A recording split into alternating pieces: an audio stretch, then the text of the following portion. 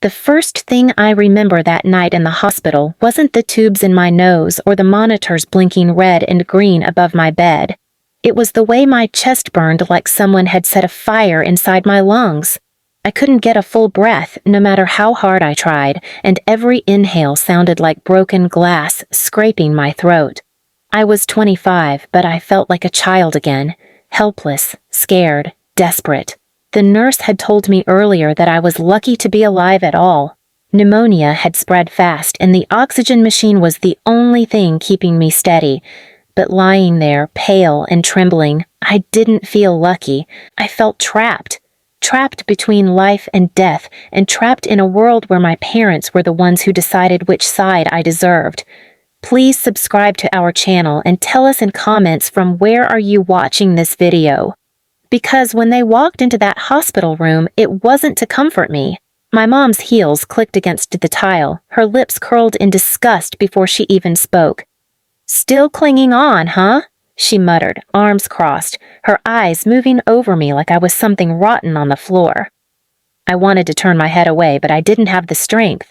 My dad stood beside her, hands in his pockets, that same cruel smirk I'd seen since I was little plastered on his face. "The machine's too loud," he complained, glaring at the steady hiss of oxygen. Then his eyes slid back to me. "You know, it's a shame. All this money, all this effort wasted on someone like you. You never were worth much." My lips parted, but only a hoarse whisper came out. "Please," I tried to beg. My throat was so dry, my voice cracked. "Please, don't." That was when he leaned forward, his hand gripping the machine like he owned the right to decide my fate. "Don't waste oxygen on trash," he hissed, loud enough for the nurse outside to hear, but cold enough to make her freeze in place. "Save it for someone useful." And with one twist, he turned the dial down until the hiss faltered. My chest collapsed in panic. I clawed at the sheets, trying to scream, but nothing came out except a wheeze. My vision blurred. My whole body trembled as I tried to fight for air. My mom laughed under her breath, shaking her head as if the sight of me gasping was entertainment. "Finally," she said, her voice dripping with mockery. "She looks like what she is. Pathetic."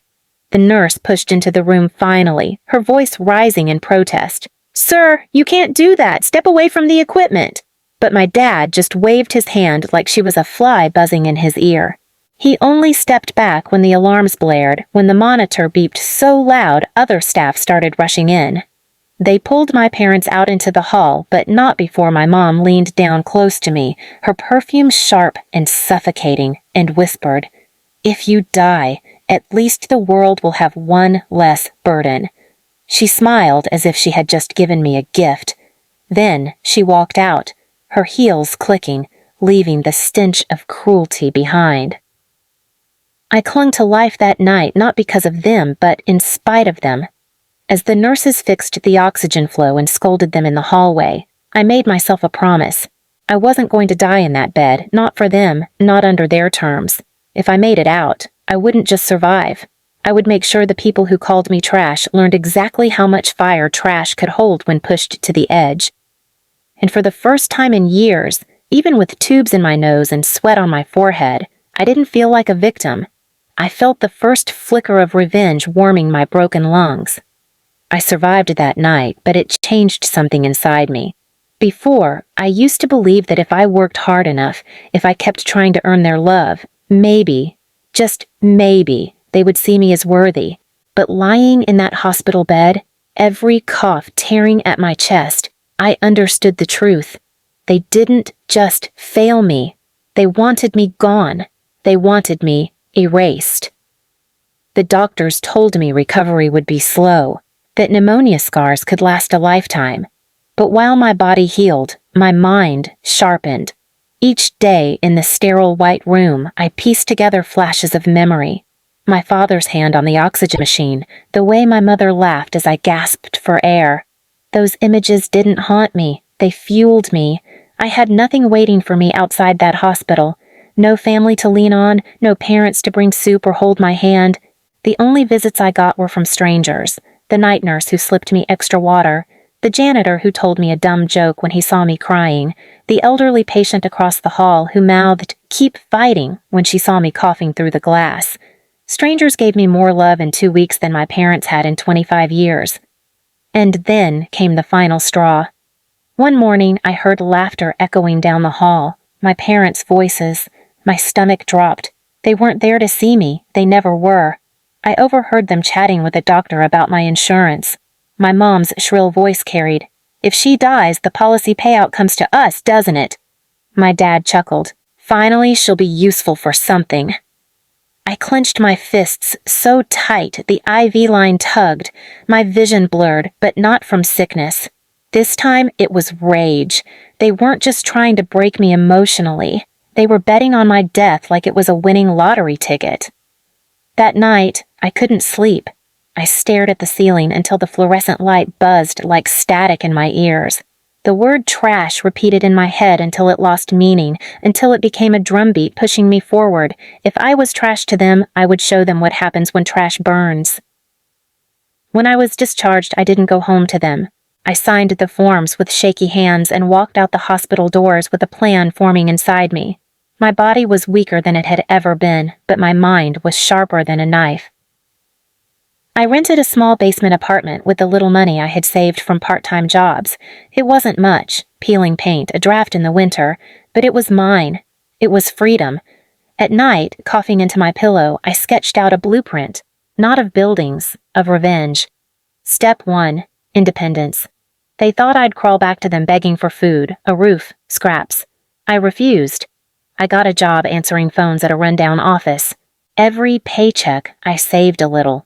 While they wasted money on my sister's vacations and dresses, I saved pennies that turned into dollars, dollars that turned into my escape.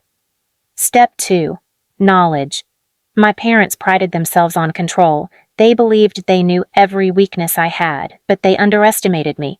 I started researching inheritance law, property ownership, trusts, and wills. Late at night, I read case after case about families who tried to exploit the useless child and ended up losing everything. Step 3, patience. That was the hardest. Every time I coughed and felt the scar tissue in my lungs, every time I woke up sweating from dreams of suffocation, I wanted to storm into their house and scream, but I bit down on the urge because real revenge wasn't about noise. It was about timing. And then the chance came sooner than I expected. I was working late one evening when an email slipped into my inbox not meant for me. A contractor had accidentally CC'd the wrong address. The email detailed renovations being made to my parents' house. My parents weren't paying for it. They were using money siphoned from an account that was supposed to cover my medical expenses. They had drained it without hesitation. My heart pounded as I stared at the screen.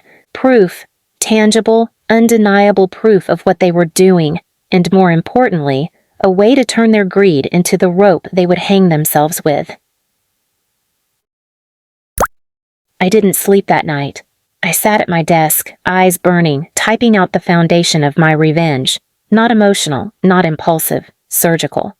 Because if they thought I was trash, then I would become the fire that reduced everything they built to ashes. The day came when I stepped back into their world, not as their daughter, not as their victim, but as the shadow they never saw growing. I hadn't spoken to them in months, but they found me. My mother's voice came through the phone one morning, fake sweetness dripping through the receiver. "We're hosting a dinner, family only. Don't embarrass us by saying no." I almost laughed. After leaving me to die in a hospital bed, now they wanted me at their table. I said yes, because it was exactly what I needed. I walked into that house with my scarred lungs, my secondhand dress, and a calm smile. My sister twirled in her new outfit, bragging about a vacation to Europe. My father boomed about his business sense, waving a glass of whiskey like a king. My mother smirked at me as if daring me to break down. But I didn't break. I watched, I listened, and I waited. Because I had already moved ahead of them in ways they couldn't imagine. I had quietly reported their misuse of my medical fund to the insurance board. I had tipped off the contractor they cheated, giving him proof of their fraud. I had spoken to neighbors who were all too happy to share stories of how my parents stole money, bullied tenants, and funneled everything into my sister's life. Their little empire wasn't built on pride. It was built on theft. And I had stacked the evidence high enough to bury them. That dinner was their last supper without knowing it. The following week, investigators knocked on their door. My father tried to bluff, my mother tried to play innocent, but the walls closed in fast. Accounts were frozen. Properties flagged. Contractors demanded payment. The whispers around town turned into shouts. The proud family image they had paraded for years cracked like glass. My sister stormed to my apartment days later, mascara running down her face. "You ruined everything! Do you know what people are saying about us?" I stood in the doorway, calm. "They're saying the truth. You just don't like how it sounds." She lunged at me, calling me every name she could spit out, but she wasn't the one who mattered. The real confrontation came later. My parents showed up at my job. Yes, my job. The same office they once mocked me for working at. They came in furious, their faces red, their pride shattered. My father slammed his hand on the counter. "You think you're clever? You think you can humiliate us?" I stood, meeting his eyes with a steadiness I never had before. "No, you humiliated yourselves. I just made sure everyone could see it."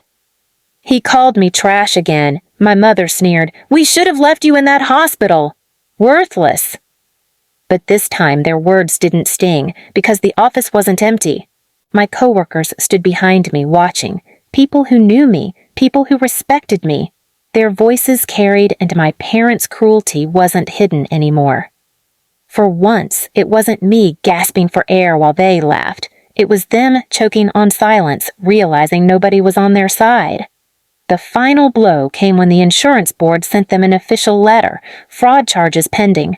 Their home, the very place they used to lock me out, was seized to pay restitution. My sister's vacations ended. My father's business reputation was ashes. My mother's smirk vanished. And me? I didn't need to scream. I didn't need to hit them. I didn't need to bow them to their knees. I just watched as the people who tried to kill me with laughter, neglect, and cruelty were stripped of everything they worshipped. Status, money, image. Trash, they called me. But in the end, it was them standing in the street with nothing but garbage bags of their own clothes, while I stood tall, breathing steady, scars in my lungs, but fire in my chest.